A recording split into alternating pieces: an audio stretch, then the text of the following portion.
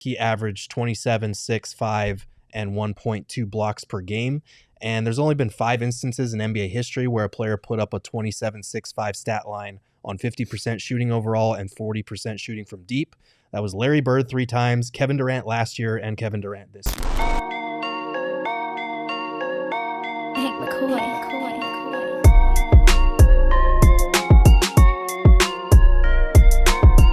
A lot of people in publications do not have KD or Book in their first team, which, whatever. Most of them have KD second team, and some have Book anywhere between second or third team. But some of them have left Book off entirely, okay? Including Tim Legler on the All-NBA All-City podcast and JJ Redick. So before we dive into those two leaving Book off, where would you guys have Book and KD on your lists? I would have KD numbered on the second team, and I would have Book at third team. I would, because I think that like the argument against Booker is going to be minutes played.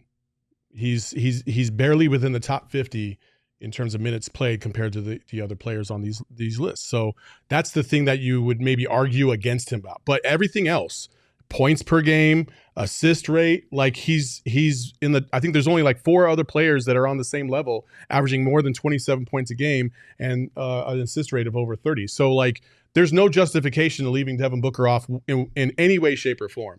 Kevin Durant, we don't even have to talk about. The argument for Kevin Durant is whether or not he could be a first teamer if you thought so. But I don't think he is based on the 5 that I think I would pick. But he's definitely an all-NBA performer, and so is Devin Booker. Yeah, I mean, KD played at a first-team level, but you're not surpassing Shea, Luka, Giannis, Jokic and Tatum. Jokic and Tatum. Like, and Tatum's the one that I've seen people try to slide like Jalen Brunson over him, but the Celtics won 14 more games than the Knicks. So like that level of team success has to factor in at some point. So I think your top 5 are pretty much set. KD should be right next there, like in the second team along with Brunson. He is actually a stat from today's newsletter that I sent out. He averaged 27, 6, 5, and 1.2 blocks per game. And there's only been 5 instances in NBA history where a player put up a 27, 6, 5 stat line on 50% shooting overall and 40% shooting from deep. That was Larry Bird 3 times, Kevin Durant last year, and Kevin Durant this year. So it's pretty rarefied air. He's obviously second team, and it's a no-brainer on that. I mean, I think you could make a slight argument for first team if you're taking age into consideration and that he's doing it at 35. And I believe in your newsletter, you said it's the best statistical season outside of LeBron after the age of 35. So if you wanted to make the argument that him and Tatum are closer than others do, I think you could use the age side of it to make that argument.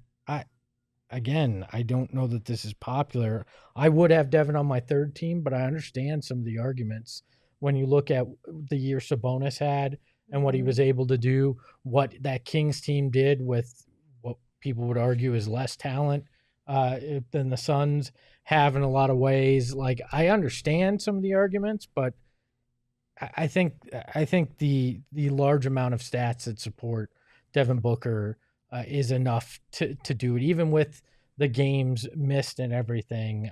I think he is a third teamer, but I'm not going to sit here and yell at the Leglers of the world, for leaving him off, or the JJ Redicks, because I understand some of the arguments.